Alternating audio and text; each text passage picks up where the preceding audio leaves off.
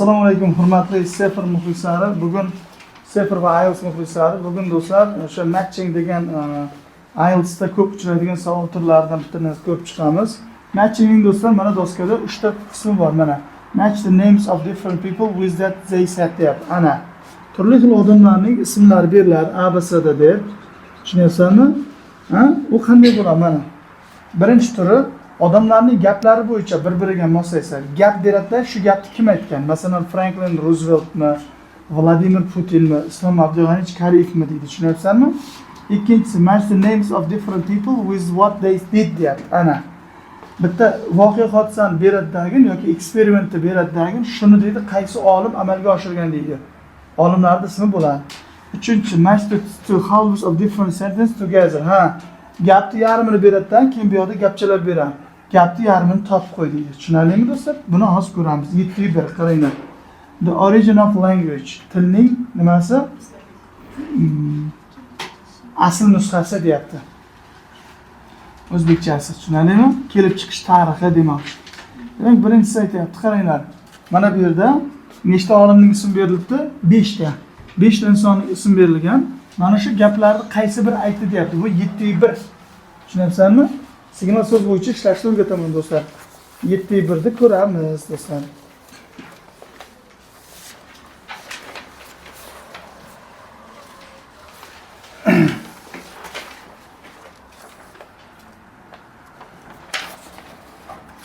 Da do'stlar, bu yerda felt that historical analysis was irrelevant deyapti mana. Shu qaysidir olim shunday deb o'ylabdiki, tarixiy analizlar bu mos kelmaydi bir-biriga deyapti. To'g'rimi? Demak, birga nima bo'ladi do'stlar? Shu yerda biz signal so'z topamiz. Historical analysis keyin irrelevant ikkovi keyword bo'ladi. Belgilab qo'yinglar. Tushunarlimi?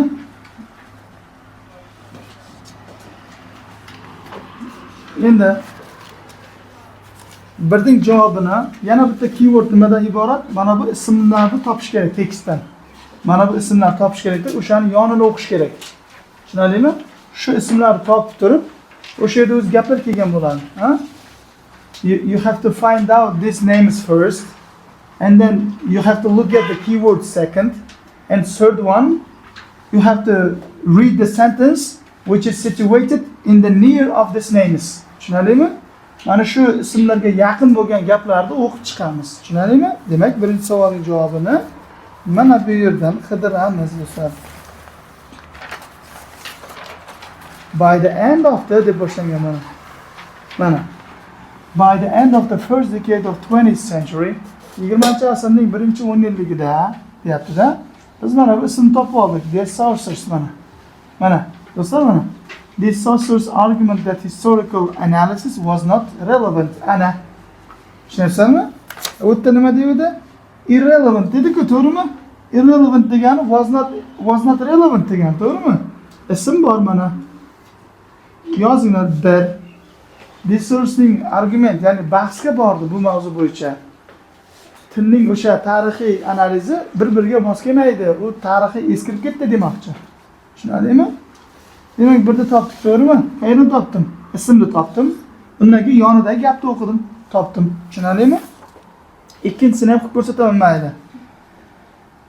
Shu inson ishonar ekanki, believe that it was impossible for all languages to be explained with one system. Ha.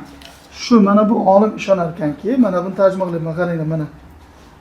Ishonar ekanki, bitta tizim bo'yicha deyapti, bitta tizim bo'yicha hamma tilni tushuntirib berish bu imkonsiz narsa deyapti. Tushunyapsanmi? Xo'p.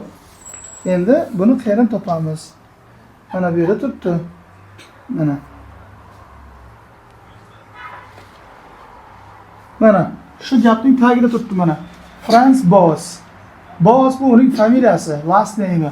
And his people Edward Sapir working in North America, Shimoliy Amerikada ishlagan ekan. Showed that languages of Native Americans had to be understood in their own terms. Ana. Shimoliy Amerikaliklarning tili o'zining yo'lida tushuntirilishi kerak. Since chunki they had grammars and sound systems that couldn't be comprehended in terms of systems derived from European languages. Ana. Ularning tillarining grammatikasi va aytilish usullari Yevropa tillaridan kelib chiqqan tizimda tushuntirish qiyin deyapti. Mana tushuntirib bo'lmaydi. Couldn't be explained. Comprehended degani comprehend degani understand degani. Tushunarlimi?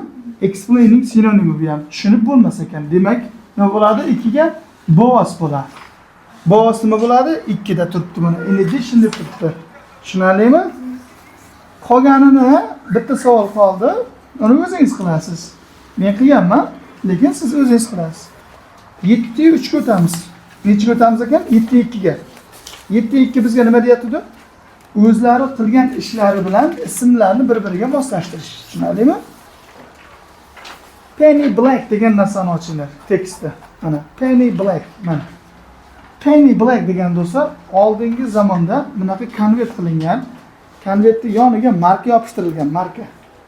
Bu marka o'sha post, ya'ni o'sha post degani post company, xat tashuvchi kompaniyaning belgisi hisoblangan muhri. Tushunyapsizmi? Seal, sign. Ha? Ovozimni yozyapsizlar, video ham ketyapti, xudoga shukr. Endi mana bu yerda aytayapti. Savollarga e'tibor beramiz. Savollarga tushamiz. Yozinglar mana bu savol turlarini. Mana yozinglar. 7.2 nuqta mana. Page number necha ekan? 83-betda. Mana bu savol turlari 7.2. Ya'ni mana bu insonlar mana bu ishlarni bajargan. Mana bu ishlarni mana. Tushunayapsizmi? Bu yerda 4 ta insonning nomi berilgan, ismi. Bu yerda necha? 2, 3, 4, 5, 6. Ikkitasi ortiqcha. To'g'rimi? Mana bu this event was happened or was done by this kind of nima authors. Mana bu avtorlar tomonidan mana bu voqea hodisalar bajarilgan. Bu 7.2 degani. Ya'ni o'zi qilgan ishni bir-biriga moslashtirish. Demak, mana bu introduced the new legislation to lower cost of sending letters. Shuni deyapti, mana shu yerdan qaysi bir odam bajardi deyapti. Tushundingmi? Bu 7.2. Birinchisi nima edi? Aytgan gapi. Qaysi olim shu gapni aytdi deyapti. Buchi shu ishni qilgan, bajargan deyapti. Demak, birga D bo'ladi. Prepaid letter folders. Ya'ni shu Rowland Hill. Mana bu Rowland Hill qisqasi prepaid letter folders. Qayta to'langan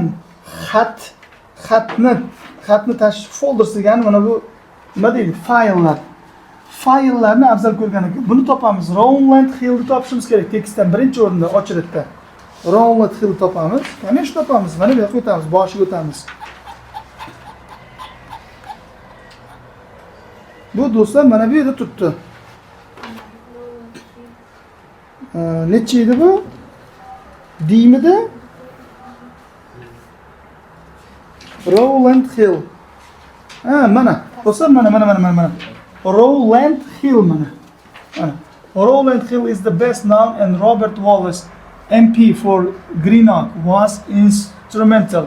The story is long and involved, but eventually the penny postage bill was passed by Parliament. To'g'rimi? Va hokazo. Endi mana bu yerga tushamiz. Aylantiryapti gapni qaranglar. Qo'shimcha ma'lumotlar beryapti. The removal of certain idiosyncrasies that prepayment would become normal, and the availability of printed envelopes, letter sheets and labels to show prepayment. The labels were the penny black and 2 pence blue deyapti. Shunda do'stlar, mana bu gaplar, mana bu qilgan ishlarni mana bu bajaryapti. Tushunarlimi? Mana bu Rowland Hill bilan Robert Wallace bajaryapti. Afsus va nadomatlar bo'lsinki, bizning ismlarimiz tariqasida mana bu Robert Wallace yo'q. To'g'rimi? Shuning uchun mana bu Rowland Hill bo'lganligi uchun mana shu javob bo'ladi. Qayerdan topdi? Mana prepayment. Tushunyapsanmi? Bitta yozilgan-ku o'zi. Prepayment, prepaid letter folders deyapti mana. Keyin mana letter sheets, keyin folders mana. Mana shu yerdan topdi. Ismni topsangiz bo'ldi. Keyingi yo undan oldin kelgan gapni o'qiysiz. Tushunarlimi? Yaxshi. Ikkinchisiga James Chalmers bo'lar ekan. James Chalmers. To'g'rimi? Bunda E bo'ladi. Interested in postal reforms since 1830s. Signal so'zlar do'stlar. Signal so'zlar James Chalmers birinchisi, ikkinchisi 1830s.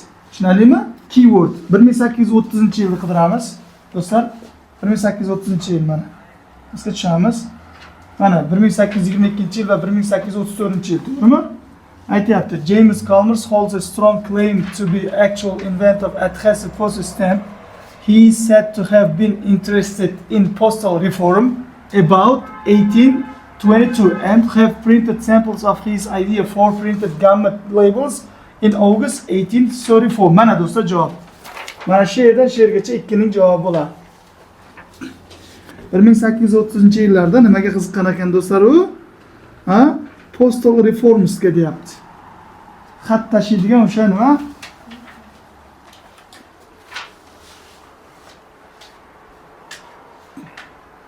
Qayta shakllanishga qiziqqan ekan. Kim tushunmas savol turiga? Ismni topyapmiz, yilni topyapmiz, tekstga boryapmiz. Tushunayapsizmi? Keyingisiga 7-3 ko'tamiz do'stlar, savol turiga mana. 7-3 degan nima degani? Qolganini o'zing bajarasiz. 7-3 degan do'stlar mana. Complete each sentence with the correct ending. Men aytdim-ku, yarimta gap beriladi, shu gapning davomi bu yerda. Mana. To'g'rimi? Yozinglar shu savol turini. Nimaga yozing? 7.3 type. Mana 7.3 turi deb yozing. 7.3 turi. Bitta narsani qulog'ingizga quyib oling do'stlar. Masalan, sizlarga men table completion, sentence completion, multiple choice dedim, to'g'rimi? Shu turini o'rgatdim. Keyingi readingda berayotganda shu savol turlari bor, to'g'rimi? Siz topolmayapsiz. Masalan, 10 tadan 3 ta savolga to'g'ri javob topdingiz. Siz fantastiskiy, futuristik, astronomik narsa yasab olmang o'zingizdan. Sentence completion bo'yicha 50 ta tekst qilasiz. Men sizga prosta turini tushuntiraman. Keyin 50 ta mashq bajarasiz. Undan keyin siz normal bilimga ega bo'lib qolasiz shunda. Shunda 10 tadan 8-9 ta topishingiz mumkin. Kimdir 10 ta topadi? Tushundingmi? Men sizga turini tushuntiryapman-ku. Siz shuni 50 marta bajarib ko'rishingiz kerak har xil yo'nalishda. Shundan keyin siz bilimli bo'lasiz. Siz masalan men sizga tushuntiryapman. Shuni ishlab ko'ryapsiz, topolmayapsiz. O'ta siqilish kerak emas. O'ta panikaga tushish kerak emas. Don't panic guys. Tushunadingmi? Men savol turini tushuntirib berdim. Ishlab ko'rsatdim. Siz endi o'zingiz mustaqil ravishda qo'lingizga bergan kitoblardan bajarib ko'rishingiz kerak 50 marta. Tushunadingmi? Har bir savol turi bo'yicha. Kimda savollar bor? Tushunadingmi do'stlar? O'zingizdan fantastik narsa yasab olmang. Bo'ldi, men bu savol turiga tushundim. Endi IELTS o'qimayman, topshiraman degan narsa bo'lmasin. Tushunadingmi? Biz prosta ko'ryapmiz hozir bu yerda. Shuncha turi bor ekan, mana qilib ishlanar ekan, mana qilib ishlanar ekan. Tushunyapsizmi shuni? Sizlar shuni miyangizga quyib oling. Ustoz bekorga aytmayapti bu narsani. Prosta biz ko'ryapmiz hozir. Men sizga osh pishirishni o'rgatyapman. Siz uyga pishirib berishingiz kerak. Keyin men yeb ko'raman. Men nima deyapman? Hozir oshga 2 kilo go'sht, 2 kilo guruch, 2 kilo piyoz, 2 kilo yog' kerak deyapman, ha? Pishirib ko'rsatyapman sizga. Siz endi uyda shu bilimlar bo'yicha pishirib ko'rishingiz kerak. Ana shu osh pishirishingiz 50 ta turini ko'rishingiz degani. Tushunarlimi? Bitta reading emas, listening ham shunday. Writing da, speaking ham shunday. Bu vaqt oladigan narsa. 7-3 turi yarimta gapning yarmini topib nima qilishimiz kerak? To'ldirishimiz kerak. Hali gruppa to'kilib qoladi. Gruppa o'z to'kilishni boshlar. Gruppa to'kilib qoladi ana. To'kilib shaqillab qoladi gruppa. Ba'zi bir shoshayotgan o'quvchilarimiz 11-sinfda boshqa gruppa o'tib ketdi. Ularga Sefir va IELTS gruppa tushuntirib berdim. Kimlar? Ulug'bek, Dilnoza, Aziza, Madina, tushunyapsizmi? Va boshqalar. Ular 11-sinf. Ular shoshiltirib nari gruppa o'tkazib o'rganman, boshida. To'g'rimi? 24 ta o'tib ketganmiz-ku gruppa. Zo'r. 7-3 ga qaytamiz do'stlar. Demak, after reforms most male was bir bola deyapti. Birinchi do'stlar, mana buni ham tarjima qilib chiqish kerak. Grammatik qo'yish usulini ko'ring. Tushunarlimi? Demak, birinchisiga C bo'ladi. Uni qayerdan topdim? 5 ta. After reforms most male was paid for by the sender. Qarang. O'sha savolning tagidan ko'rdik. 5 ta. Aha. 6 ni ko'ramiz. 6 ni ham ishlab bering, hozir 5 dan ko'rsataman. Every penny black was 6 ga nima bo'ldi? 6 ga F bo'ldi. Designed with two letters in the bottom corners. Nima deyapti? Har penny black deyapti. Pastki burchaklarda ikkita harf bilan dizayn qilingan ekan. Buni qayerdan topdik? Qaranglar 6 ni. Signal so'zlar nima? Every penny black, keyin two bottom corner. Tushunarlimi? Pastga tushamiz mana. O'z menida yozib ketdi jonivor mana. Qaranglar. Mana. Every penny black stamp has letters in the lower two corners. Ha? Bo'ldi, mana shu javob do'stlar. Mana shu 6-savolning javobi. Faqat mana yerni berib qo'yibdi, qaranglar do'stlar. Mana shu yergacha berib qo'yibdi. Bu yo'lni top deyapti. Tushunarlimi? 6 ni topdik. Qiyinmikin? 7 ni qaranglar, 7 ni. Putting a letter in an envelope was, mana bu konvertga deyapti, xatni solish unusual in 1840. 1840-yilda qarang, tayyor xat bor-ku, shuni konvertga solish bu noodatiy narsa bo'lgan ekan. Oldin shunday xatni yozib turib, buklab, ustiga bunday jip bilan baylaydidan keyin jo'natib bergan masalan. Tushunyapsizmi? Endi uni konvertga solyapti. 1840-yilgacha faqat konvertga solinmagan. Shuni ko'ramiz mana.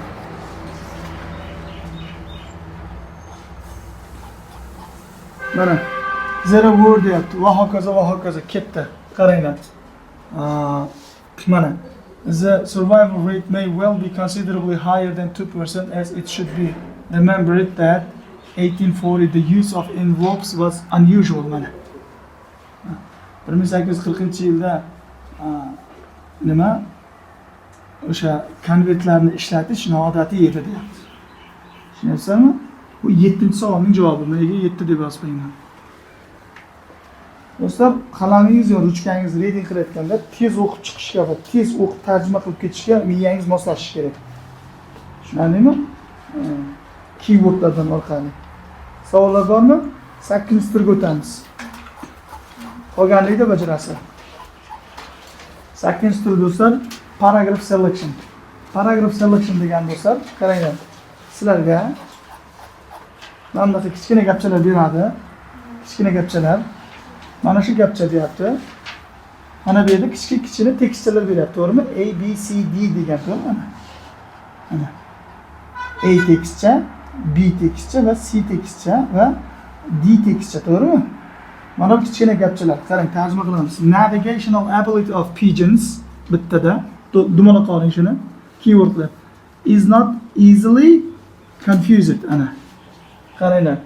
Kaptarlarni biron joyda topib borish qobiliyati osonlikcha nima adashmas ekan. Tushunasizmi? Mana shu bitta gapcha, yana kichkina tekstchalar ko'rdik-ku. Shuni burib kuchaytirilgani yoki sarlavhasi. Tushunarlimi? Mana bu tekstcha bormi? Bu gapcha. Mana shu tekstchalarning sarlavhasi deyapti. Tushunarlimi? Yoki xulosasi deb tushuninglar. Mana shu gap haqida ketadi. Bitta tekstchaning ichida. Demak, birga nima bo'ladi? Birga do'stlar men qo'yganman, xudo xolasa.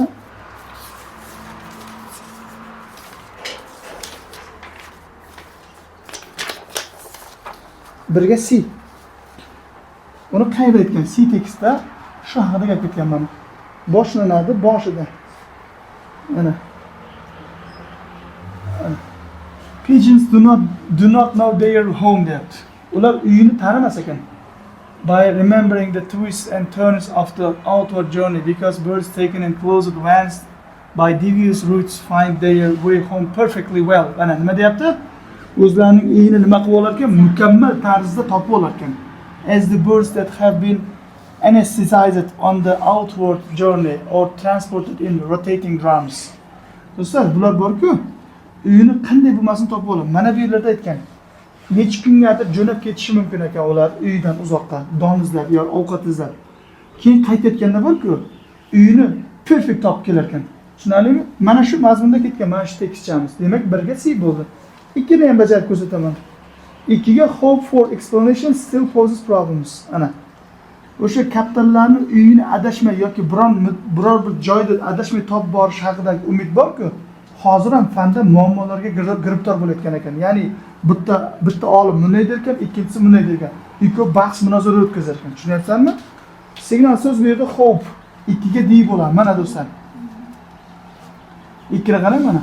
Hope for explanation still poses problems. Hali ham muammolarga sabab bo'lyapti. Some biologists hope that mana hope. Do'stlar mana. The homing of pigeons might turn out to be explicable in terms of magnetic sense, but even the pigeons have a compass sense there. Ana. Ammo ularning deyapti, o'sha kaptarlarning deyapti, kompas qobiliyati bor, sezish deyapti. Ammo u nima qilinmagan, isbotlanmagan deyapti. Ana. Ikkita janjal bo'lib yotibdi. Ba'zi bir olimlar umid qilar ekan,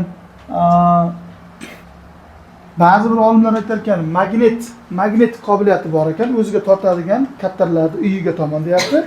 Ikkinchisi aytayapti, yo'q, ularda compass sense bor deyapti. Lekin u isbotlanmagan deyapti. Tushunyapsanmi? Ana shunday muammolarga sabab bo'lyapti. Demak, ikkiga nima bo'ladi? D bo'ladi. Qolgan ikkitasiga savolga javob berasiz. Tushunarlimi? Yaxshi. 9-turga o'tamiz. 9-tur do'stlar, 9 va 10 ni bittada tushuntiraman, qaranglar. True, false, not given yoki yes, no, not given, ha? Bu yerdan tushuntiraman, qaranglar. Sizlarga tekstda mana bunaqa narsa beriladi, qaranglar.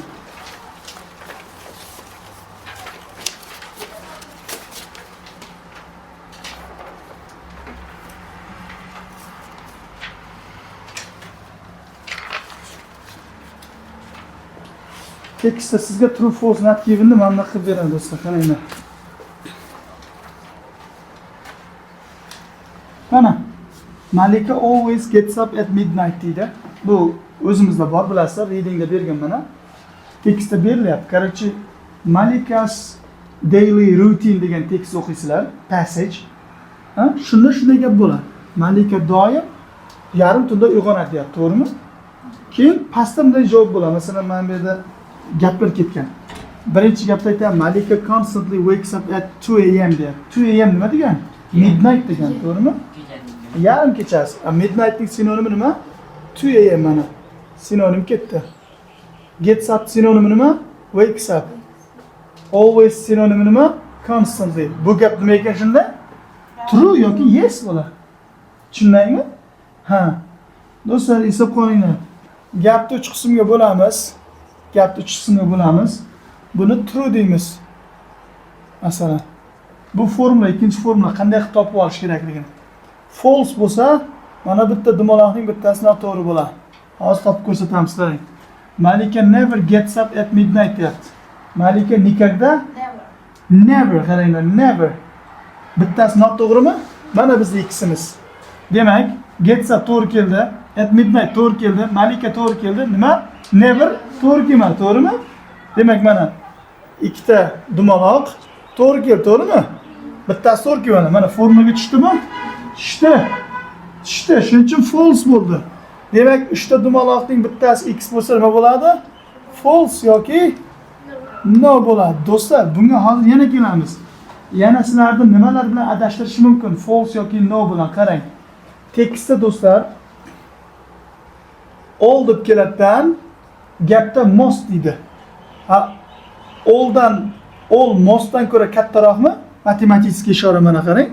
To'g'rimi? All bu 100%, 100% degan, mostchi 80-85%. To'g'rimi mana? Kattami bundan? Yoki 90% mana. Yoki bo'lsa qarang, mana bundan adashtirasizlar. Many, a few bilan few dan adashtiradi, tushunarlimi? Ha? Ya'ni bu ikkovi sinonim emas-ku, to'g'rimi? Yoki signal wordslarda, masalan, mana ko'rsatdim hozir. Always nima? Never mana. Ikkovi bir-biriga tengmi? Yo'q. Tushunarlimi? Signal so'zlar bilan. Yoki qanday yana? More than qarang. Bunday deb adashtiradi, qarang. More than 1000 deydi. Qarang. 1000 deydi. Shu ikkovi birmi ikkoviga? Yo'q. More than 1000 deyapti-ku. Demak, nima bilan berar ekan? Sifatning qiyosiy darajasi bilan. Tushunyapsanmi? Yana bittasi qarang. Modal fe'llar bilan beraman mana. Must. Bu kattami have to'dan yoki has to'dan, to'g'rimi? Yoki should-dan kattami? Bu mana bu обязательный. Bularchi nada degan, kerak degan, to'g'rimi? Zo'r. Yoki yana qarang. Sizlarga nima beraman mana. The most deydi-da. Mana yerda one of the most deydi. Tushundingizmi? Mana one of the most nima degani? Shularning bittasi deyapti. Buchi? Mana eng go'zal, mana qarang. Guli maktabdagi eng go'zal qiz. Guli maktabdagi go'zal qizlarning biri. Shunda mana bu yerda Guli eng go'zal bo'ladimi? Yo'q. Mana bu yerda eng go'zal deyapti. Tushunarlimi? Misolni yaxshilab tushuninglar. Endi vobshe g'ib teskarisini beradi, qaranglar mana. Always mana zo'ri bor do'stlar, qaranglar. Usually bilan sometimes birmi, ikkovi bitta narsami? Yo'q. Shu bilan sizlarni false yoki true, false yoki no bilan chalg'itadi. Tushuntira oldimmi? Qaysi so'zlar bilan ekan? Rasmga tushirib olinglar, hozir o'chirib tashlayman. Ikkita forma tushuntirdim. False yoki yes da.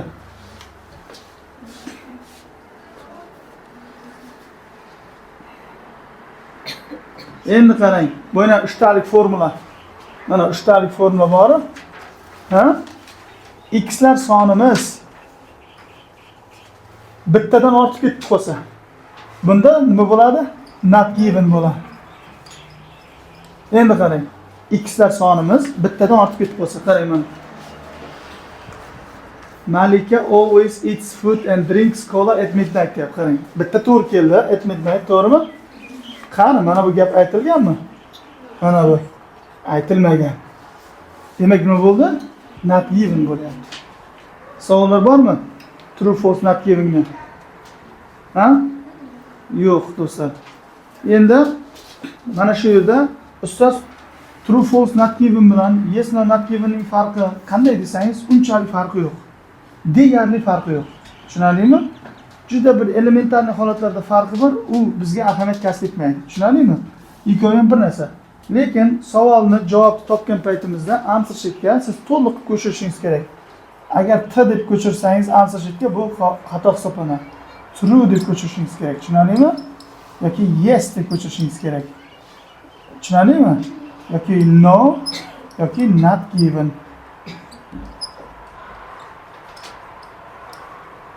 Savollar yo'qmi? Demak 9 bilan 10-savol turib ketdi. True false not given, yes no not given. Tushunarlimi? 11 ga o'tamiz. Heading. Bugun tugatamiz inshaalloh reading turini. Inshaalloh tugatamiz bugun. Heading o'tamiz do'stlar. Heading degani paragraph selection bormi? Shuning o'zginasi, faqat qarang. Paragraph selection arab raqamida berildi. O'zimizning 1 2 3 deb, unda rim raqamda beriladi. Biz oldin ham ishlaganmiz-ku bu bo'yicha, to'g'rimi? Ha. Demak, doskani o'chirib tashlayman. E'tirozlar bo'lmasa. Doimiy ravishda do'stlar, mana bu so'zlarga e'tibor berasiz, true false not given'da. Ha? Keyin mana bu mening formulam 3 dumaloqqa. 3 ta dumaloqqa. Hamma ma'lumot to'g'ri, bittasi noto'g'ri bo'lsa nima bo'ladi? No yoki false. Hamma ma'lumot to'g'ri bo'lsa, 3 ta galochka ham to'g'ri bo'lsa, bunda true yoki yes bo'ladi. Ma'lumotlarning noto'g'riligi 2 ta dumaloqda 2 tadan x ortib ketsa, bunda not given bo'ladi. Tushunarlimi? Ha. O'zbekcha misol ham qilib tushuntiraymi? Qarang, misol o'zbekcha ham tushuntiraman, mayli. Shuncha bo'ldi. Qaranglar. Qo'ziboy haqida. Qo'ziboy haqida qarang mana. Mana.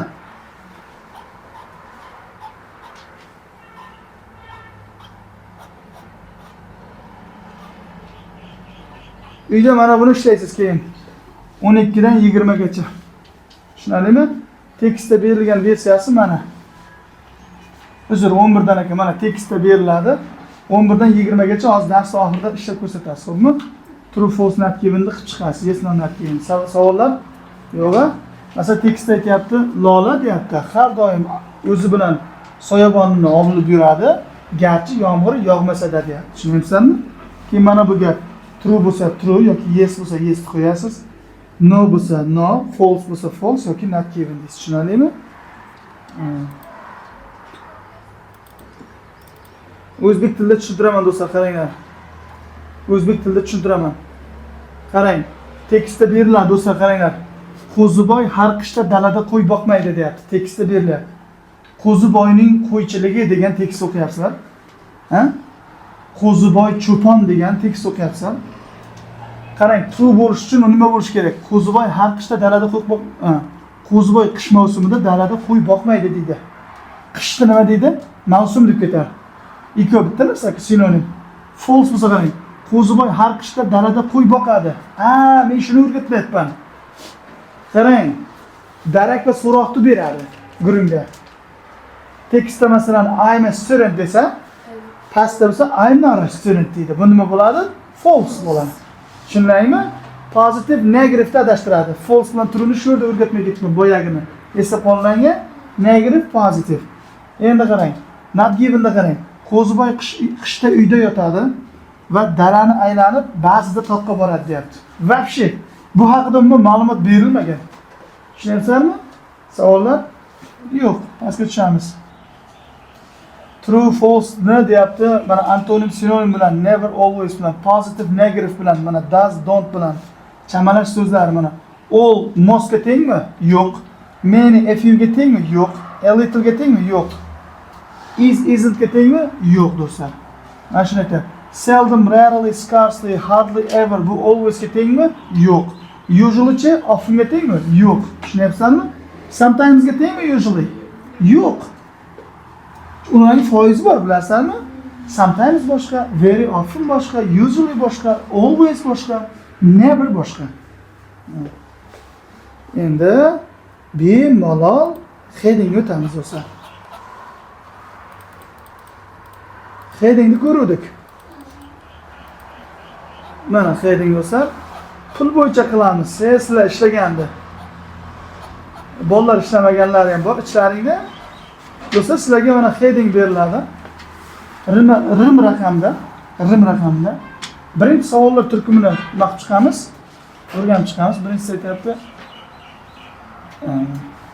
Bills degani to'lov qog'ozlari. To'lov qog'ozlarining almashinuvi. Ingliz fuqarolar urushi. Tillarning standarti. Knights Templar degan oila, bankirlar oilasi. Qog'oz pul. Goldsmith bankirlari, Xitoyning mis tangalari, Virginia shtatining puli, intangible degani do'stlar sun'iy yasama pul. Intangible degan do'stlar boyagi qog'oz nimaydi pul, onlayn pul degan, ko'rinmas pul degan, tushunyapsizmi? The British pound degani Britaniya funt sterling, tushunarlimi? Pastga tushamiz. 8x demak tanlangan ekan, to'g'rimi? Bunga nima berilgan ekan? Paper money mana 5. 5. Ustdan chistalaymiz. Ustdan chizamiz. Eslab qolinglar, headingda example beriladi 100% bittasiga. A deyapti, to'g'rimi? A ni ham ustdan chistalaymiz. Chunki bu biz chalg'itadi. Chizinglar A'ni. 8x ustdan chizing.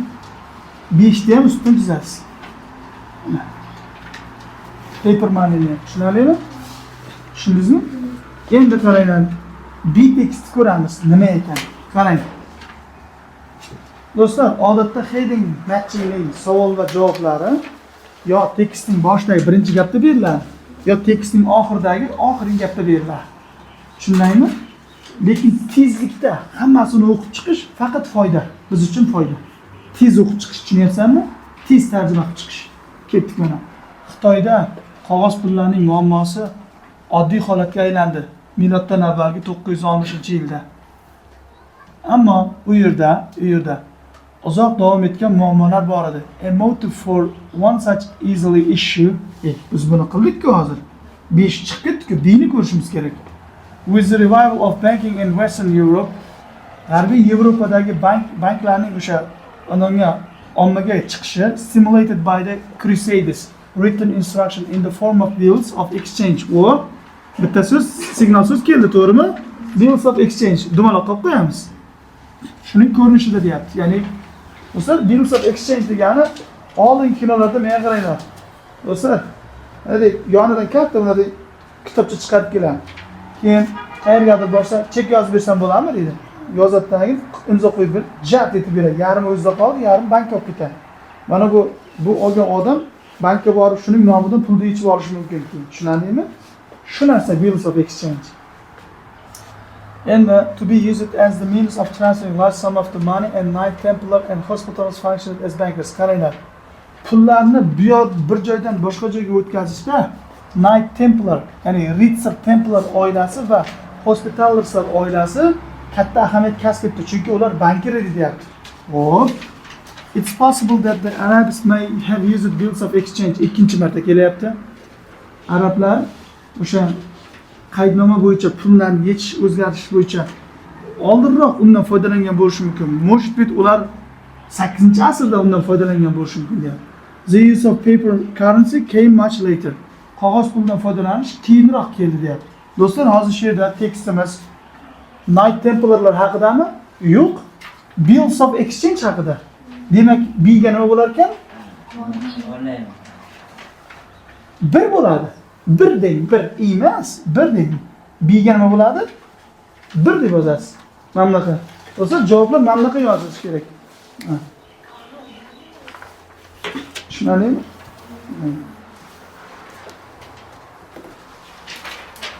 Xo'p. Ikkinchisini ham qilib beraymi? Ikkinchisini ham qilib beraman, mayli. Nima ketyapti mendan? C'ni ko'ramiz, mana C'ni qarang. C'da aytayaptiki, ingliz fuqarolar urushi mobaynida Goldsmith safe qiluvchilar eng mana taqinchoqlarni, tangalarni va bulyonlarni qo'yadigan, depozit qo'yadigan eng xavfsiz joy hisoblangan. Qaysi joy? Goldsmithlarning seyflari deyapti. Instructions to Goldsmiths to pay money to another customer subsequently developed into the check or check in American spelling. Similarly, Goldsmiths receipts were used not only for withdrawing deposits but also evidence of ability to pay and buy about 1660. This had developed into the bankers. Do'stlar, tepaga chiqamiz. Mazmun nima haqida? Olti haqida Goldsmith bankers. Tushunarlimi? Chunki o'sha fuqarolar urush paytida deyapti, pulingiz va taqinchoqlaringiz va billion degan o'sha qimmatbaho narsangizni qo'yadigan joyingizga faqat Goldsmith bankerlarning seyflari sizga yordam beradi deyapti. Shunda nima bo'ladi? 6 bo'ladi do'stlar mana. Ana. Qolganini uyda bajaramiz. Heading matching ketdi. Tushunyapsizmi? Labeling flowchart 12 ga o'tamiz. Oxirgi turi. Labeling flowchart degan bo'lsa mana oxirgi turi. Labeling diagrams do'stlar. Labeling diagrams degan nima degani? Diagrammalar degan bo'lsa. Masalan, no more than 3 words deyapti. Nima degani bu? 3 ta so'z qo'yilasi deyapti, to'g'rimi? Eng ko'pi bilan nechta so'z qo'yilasi deyapti? 3 ta so'z qo'yilasi deyapti. Demak, 3 ta so'zni qo'ysak,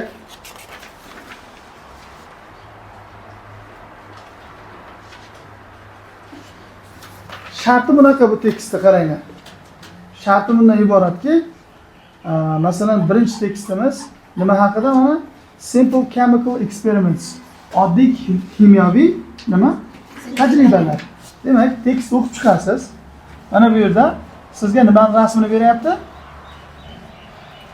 Proverkani, shishali idish, to'g'rimi? Demak, mana shu yerda mana shu moddaning kirib kelishi, ya'ni suyuqlikning kirib kelayotganda birinchi dastlab u nimaga uchraydi? Mana bu nima? Bo'yin, neck bo'lishi mumkin. Tushunyapsizmi? Mana bu yerdagi mana shu shartli belgilarning nomi mana bu tekstda bo'ladi. Mana bu yerda bo'ladi. Tushunarlimi? Shuni o'qib chiqib turib nima qilishimiz kerak? Mana bularda belgilab chiqishimiz kerak. O'zi jonivor 8 ta ekan, hammasini qilib ko'rsatsam do'stlar, bu yerda siz qiladigan ish qolmaydi. Ma'no bilan mazmun tushunarlimi? Qanday tekst topish tushunarlimi?